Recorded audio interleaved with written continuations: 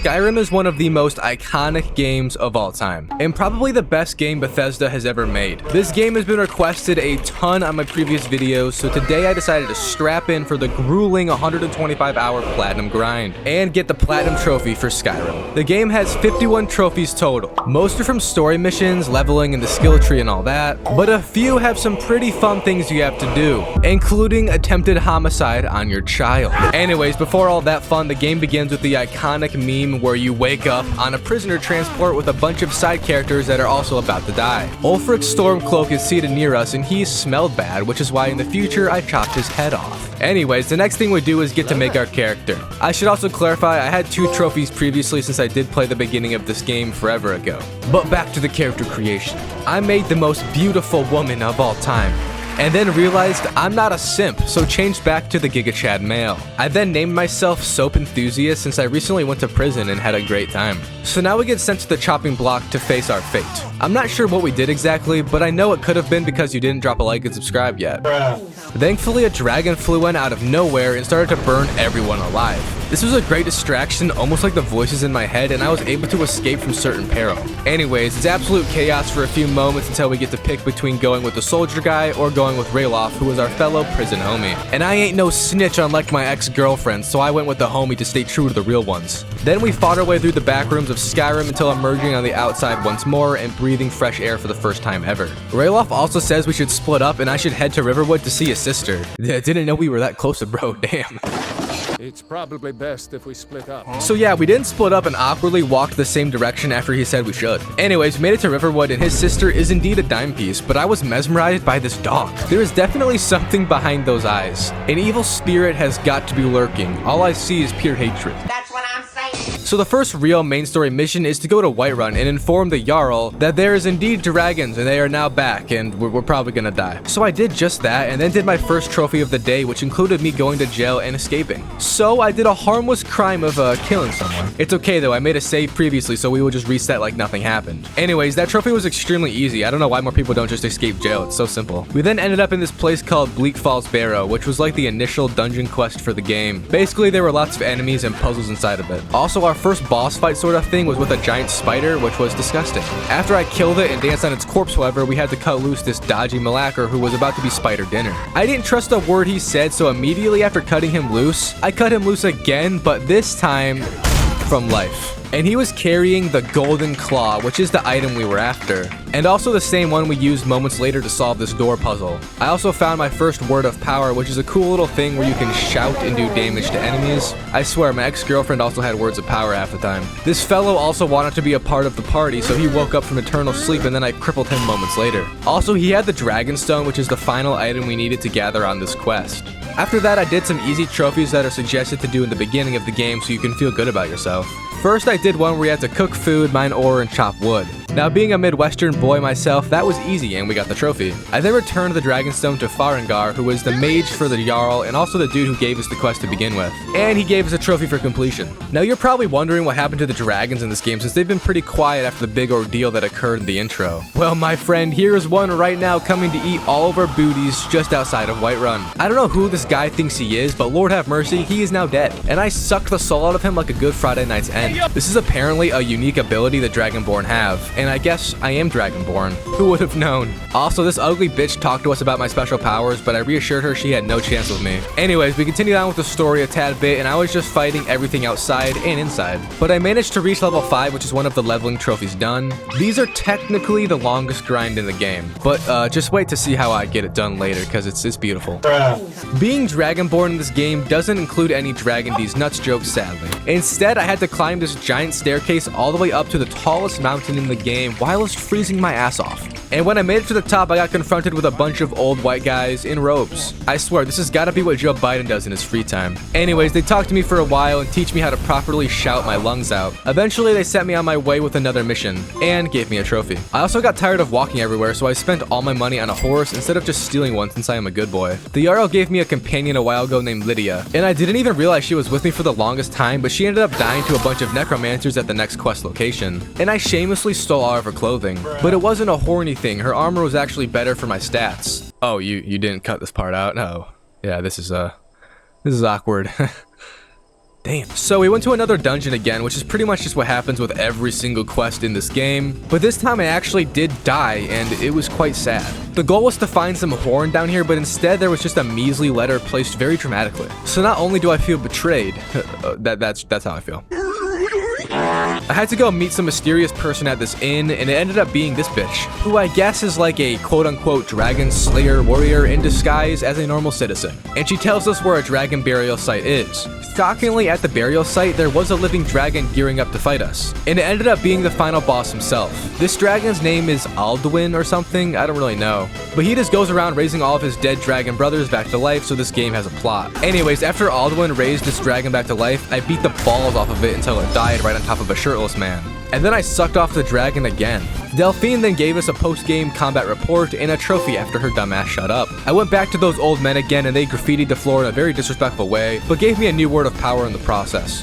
And I also got a trophy for collecting a few of those such powerful words. I also went to this random fisherman who was struggling to make ends meet and berated him, which means I have now done all 3 different types of conversations in this game successfully for a trophy. During my playthrough of this game, I also contracted the vampire disease, which ended up being one of the most annoying things I've ever had happen to me in a video game. With such disease, you lose stats on pretty much everything, and overall, it's just retarded. So I tried to get rid of it for like an hour before finding this dude who does it for you. Or at least he would if the game would stop breaking. She was a fairy. After I reset my save though, he worked like he was supposed to and cured me. This also leveled me up I guess, and I got another trophy. I then took a little sidetrack from the main story and did some quests for the Thieves Guild. In this game's trophy list, you have to complete all of the different guild type quests. There's quite a few and it's the majority of this game's playtime. But I joined the Thieves Guild for my first trophy, and my initiating quest was then given to me. These silly gooses had me go to some rich person's house on this island and burn all of the dude's beehives. Low-key weird as hell, but by all means, this is still more fun than lockpicking, so I won't complain, I love arson. Anyways, I then spent like 2 more hours doing these quests for the Thieves Guild, and I gotta say, it wasn't that fun actually. Mostly because one of those quests had me trail this lizard man for like 20 minutes straight, and even the slightest flinch of my footsteps alerted a person.